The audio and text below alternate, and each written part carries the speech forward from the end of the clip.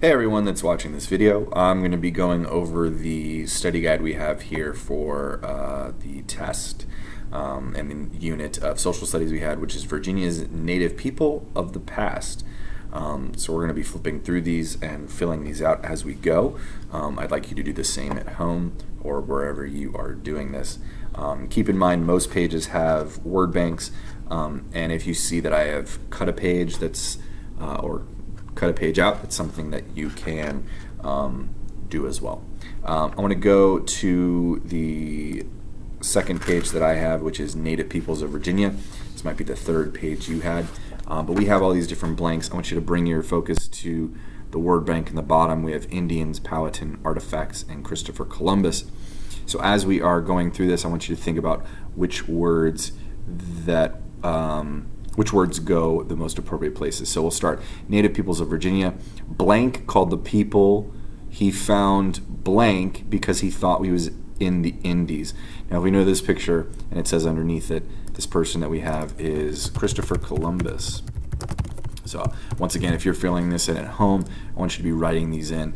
Once again, Christopher Columbus came to the New World in the year 1492, and he called the people he found Indians because he thought he was in the Indies, which is why that area is now called the West Indies, to hopefully avoid any confusion in the future. There were native peoples living in Virginia when the English arrived in 1607. Blank was the paramount chief of more than 32 tribes. So who was that? If we look at that word bank, we know that this is going to be Powhatan. He was the paramount chief of more than 32 tribes in the area. These tribes lived in more than 150 towns. Down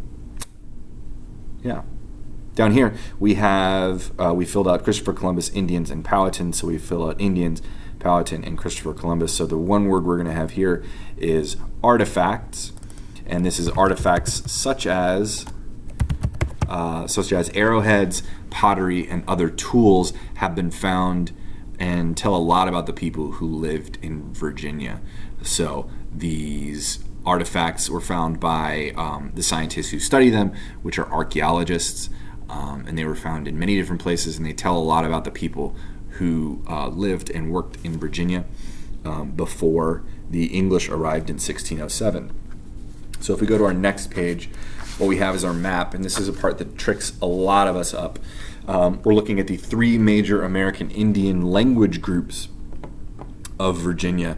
There are ways we can remember this, and one of the ways is Indians shot arrows. So once again, this is Indians, or starts with I, shot starts with S, arrows starts with an A. We're going to have this on the next page as well, but Indians shot arrows. And this one is, once again, this is Indians down here. So we're going to look at these language groups right here, the Algonquian, Siouan, and the Iroquoian. What we're going to do is we're going to label these where they go. So Iroquoian is the I from Indians shoot arrows. So we're going to spell this, and that is Iroquoian. Siouan, Siouan, and this is the Algonquian. Algonquian. All right, so we need to, and once again, this down here is the Iroquoian.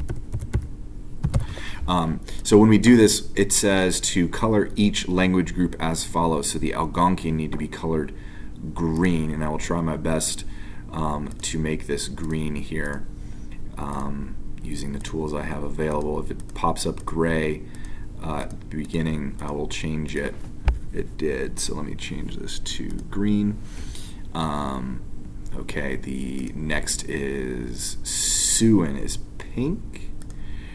So once again, bear with me because this might be pink. Oops, might come up green. But that's okay. We'll fix it. You at home can be coloring this as we are going as well. Once again, I start with the Algonquian because that's the area in which we lived in. I'm having a really hard time with it. But this area here is going to be pink. I always start with the Algonquian because, once again, I said that's the area we live in. It's the Tidewater region, coastal plain region, And once again, the next was the Siouan language, which should be pink. And then finally is this area down here, and this area, the Iroquoian, is going to be blue. If you'll remember, this is pretty much exactly how our notes looked in our notebook when we colored this as a class. Okay, so once again, this is blue, and this down here is going to be blue as well. And you might say that is not the nicest looking picture, but I think I did a pretty good job. Anyway, so once again, the Algonquian is green. I always start with that because that's where we live, sort of up here in this area. It's the Tidewater or coastal plain. This right here being the Piedmont is where the Siouan are, and over here in the Blue Ridge and Appalachian Plateau is where the Iroquoian lived and where they spoke that language. So once again, which language was spoken in the Tidewater region? I'll give you a moment to think about that yourself, and already started writing it in your head or on your paper. Once again, we live in the Tidewater region. That would be over here, so that's the Algonquian. If you got that yourself, give yourself a pat on the back. This next one says, which language group was spoken in southwestern Virginia as well in southeastern Virginia near what is today North Carolina? So this is broken up into two areas. I know that southwestern Virginia, western is over to the left. It's going to be the Iroquoian, if you didn't already start writing that because you knew it. Iroquoian. And then finally, which language group was spoken in the Piedmont region? And I know the Piedmont region is the region that is separated by the fall line of the coastal plain. So we had, once again, the coastal plain, the fall line, and then the Piedmont here is this pink area. And I'll give you a moment to start writing what you think it is. And if you got the Siouan, you can give yourself a pat on the back. Now, once again, I told you we're going to be coming back to this triangle, whereas Indians shoot arrows on this next page. If you look there, we're going to draw and label a memory triangle to remember the location of the three language groups of Virginia. I'm just going to get a triangle that kind of looks like Virginia. Well, that doesn't really look. Oh, wait, hold on. I think I can mess with it. Let me get this triangle back. So if I just have a triangle here, okay, I'm going to move this over to there because that kind of looks like Virginia. If I go back and forth between these two, kind of looks like the state of Virginia, hopefully. So we have over here in this section of the triangle is the Iroquoian, and that will be in blue again. Over here, from kind of the point all the way down to where the Iroquoian was, is going to be the pink area, which, what do you remember? Indians shoot arrows. So the Indians, Iroquoian, here is the Siouan, and finally the last one, which is going to be the color green, is Algonquian. So I'm going to take a moment to color this. You can be drawing this picture in your notebook or on your packet. And that will be helpful for you when you are studying for this. Give yourself some time to color it so you remember that Indians shoot arrows. Indians shoot arrows. Algonquian. Okay. I'm going to try my best with spelling, but mostly you will have word banks and things like that, so hopefully that will help you remember that.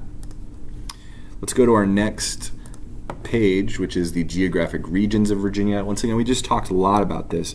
The three language groups, Siouan, Algonquian, Iroquoian. You notice how these are put out of order from the Indians shoot arrows. That's probably what will happen on the test as well. So just try to remember Indians shoot arrows, and you should be able to put them in order knowing the map. So the tribes that go there, this is actually set up like the state of Virginia, thankfully. So the Cherokee spoke Iroquoian. The Monacan is one of the ones that we remember because the only group that really spoke in the Piedmont region, because they were the only tribe there.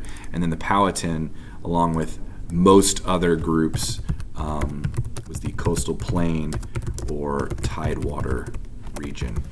So that's the Indian group. Oops, I messed that up. So the Cherokee was Iroquoian, which is, once again, in the Appalachian Plateau, Valley and Ridge, and Blue Ridge.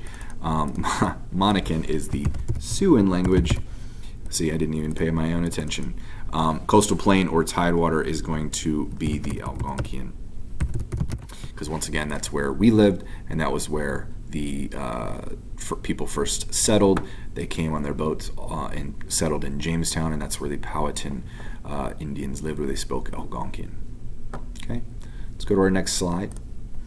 This is going to be used for filling out information on the next 2 pages, which is some reading. So what I want us to do is I'm going to read it first, and then we're going to come back and fill out the shelter, food, clothing, and how the American Indians related to their environment. So we're going to read first. All right, so like I said, we're going to read these pages first.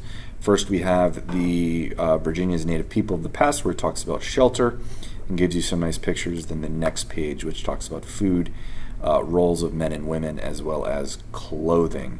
So let's go ahead and we will read this first page. Virginia's Native People of the Past. Woodland Indian tribes lived east of the Plains Indians and extended from New England and Maryland to the Great Lakes area into Maine. Virginia Indians were part of this group. They lived in the forests near lakes or streams, which is why they're called Eastern Woodland Indians. Their food, shelter, clothing, weapons, and tools came from the forest. So let's talk about shelter. Woodland tribes of Virginia lived in Yahakans. Yahakans are round, wooden-framed structures covered with resources that were available in the area. You can see in the photos that they are covered with tightly woven reed mats. Inside, these homes had bedding made of fur, storage areas, and a fire pit. The native peoples kept a fire going inside the home to keep things dry, as well as warm, during the winter months. These homes also had an opening in the roof where smoke from the fire could rise and escape from the inside of the house. So we can see the pictures here. This is a modern day replica of a Yahakan, or what I would consider a longhouse. Reed mats covered the wooden frame, so we can see these right here are made from woven reeds. Inside, these photos show the interior view of the same Yahakan, and we're going to look at what we see inside. And as you can see from the picture here and here, is that there are, looks like the inside framing is made with pieces of wood of some sort, whether it be tree branches or whatnot. Probably use the muscle fibers or the tendon fibers of animals to tie those up. I believe it's called suin. Then they would put the reed mats over. But as we can see, what is used, they are hanging, looks like animal skins, which were probably used to keep warm. We'll talk about that when we have clothing in a moment. But you can see that the inside was very nice. We don't have a picture of the roof, but once again, there was a hole in the top of the roof there. Let's go ahead and read the next page. We're going to talk about food.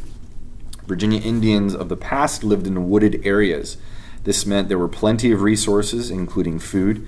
Native peoples of the past farmed, hunted, and fished. Fish were eaten often because fish were plentiful, and the Indians were effective fishermen.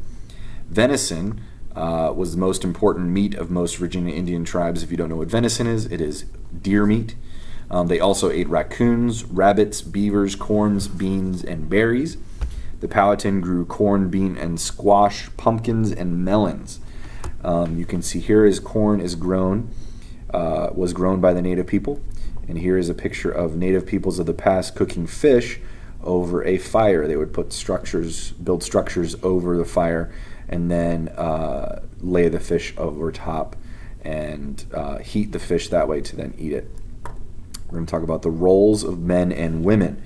The daily tasks of the Powhatan in Virginia were divided by men and women. They hunted fish, or the men hunted fish and made war to protect their homes. Men also made tools for fishing, hunting.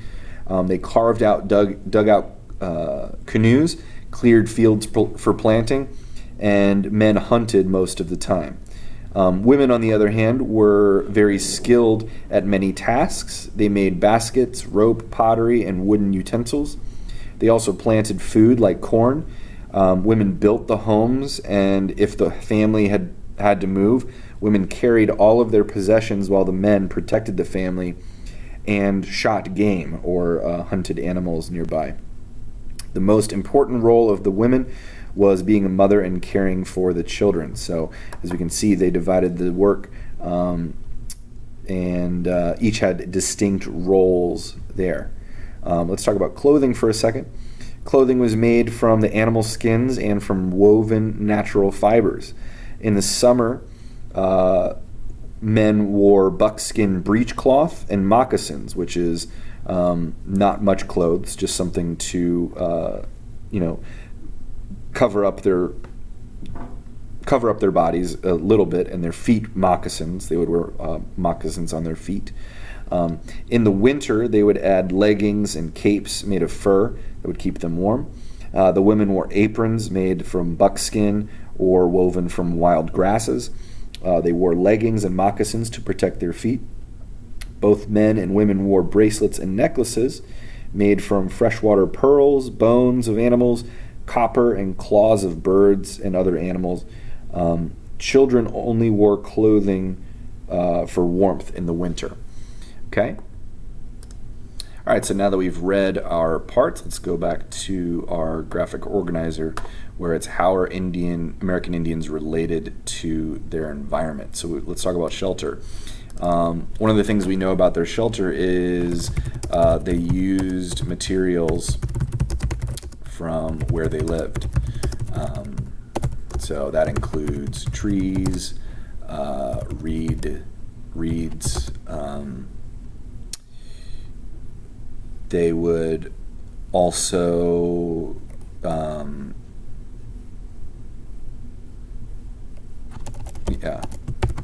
they would also, in their homes, they would keep fires to stay warm in the winter. Okay. One of the things we know about their food is they were very nice fishermen. Sorry about that. They were nice fishermen. They also planted food, and they also hunted. The food that they had, they couldn't go to the store. They just had the food that was around them, and the examples were venison, raccoon, beaver, rabbits, corn, beans, squash, pumpkins. We can write those down here, but I want to keep moving. Clothing, they used animal skins. They wore moccasins on their feet.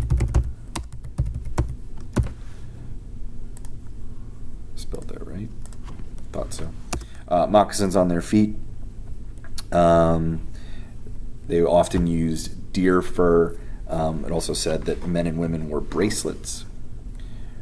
Both men and women wore bracelets and necklaces. And that was just a way to show their personality. And it also mentioned that children did not wear clothes that often. They really only wore them in the winter to stay warm.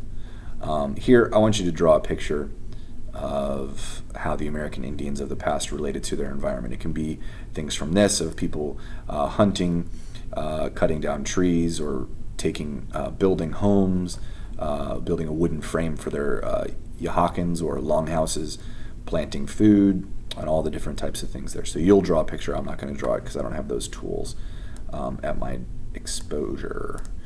disposal, I guess is the word. Describe how American Indians of the past adapted to the seasons. Some of the things they did in, this is going to be cartoon strips, what you can do. I'm going to take notes as to what I think would be good here based on food, clothing, and shelter changes. So for winter is they wore more clothes.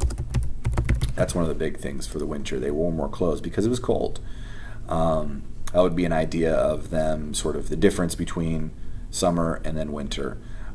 In the spring, In the spring, they would plant food. In the summer, they would farm and hunt. They really hunted all the time, so you could say plant food and hunt for there as well. And then in the fall, they would harvest their food and their crops and save. One of the things they did for the winter was they saved food for the cold winter, since they couldn't really farm in the winter. It was too cold. So they planted food and hunted. They fished. They also they farmed, hunted, and fished in the summer. And in the fall, they also fished and hunted.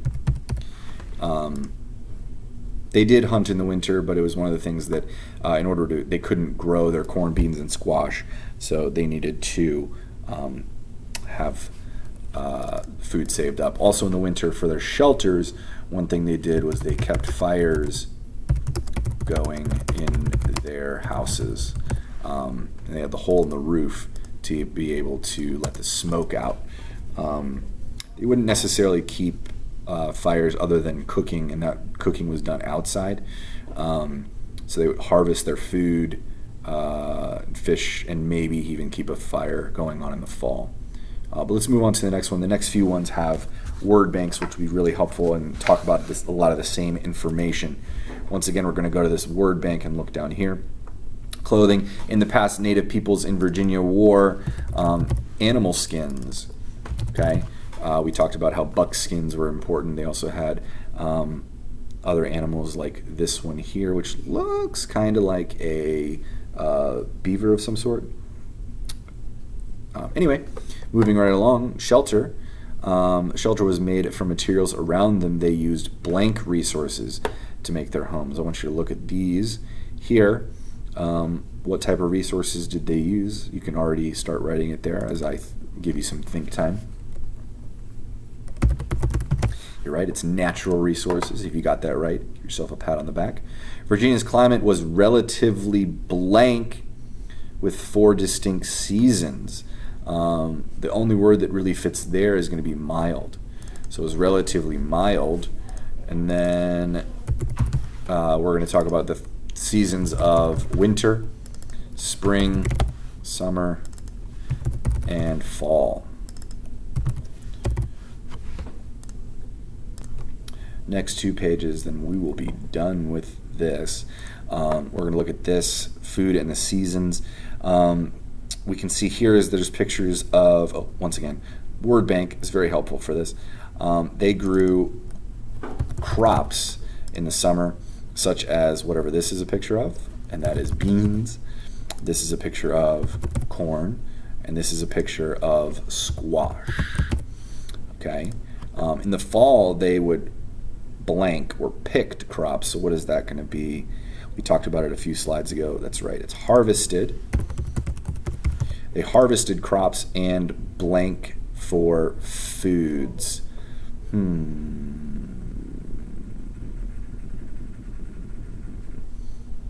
Say hunted for foods, only because I see a boy with a fish here and I think they hunted, fished. I'll come back to that one.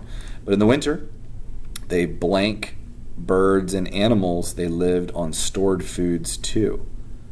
I'm going to say here is hunted again, and it's okay because use the words from the word bank below. Some words may be used more than once. Since we used hunted here, it's okay to put hunted there. Once again, they hunted. They also fished, and they picked, what are these? That's right, they are berries. We're going to pick berries. On to our last page. You can see there's a word bank at the bottom, thankfully, here. This is all about trading. Okay, so this is the interaction between the English people and the early Americans that were in Virginia. So trading, blank began trading relationships with the native peoples. If we look at this person right here, we know that this person is John Smith. John Smith began trading relationships with the native people. Items that native peoples traded to the English settlers. This is once again a picture of squash, which is a food. If we remember correctly, that early on in Jamestown and in Virginia settlements is that they were the English settlers were ill-equipped and didn't have a lot of food, so they were dying very quickly. So they needed food the most, and what they would do is they would trade food for items that the English settlers traded, which were, and we'll look at a picture here. This is going to be tools, mostly made of metal. We're also going to say pots. And finally, this is copper for jewelry.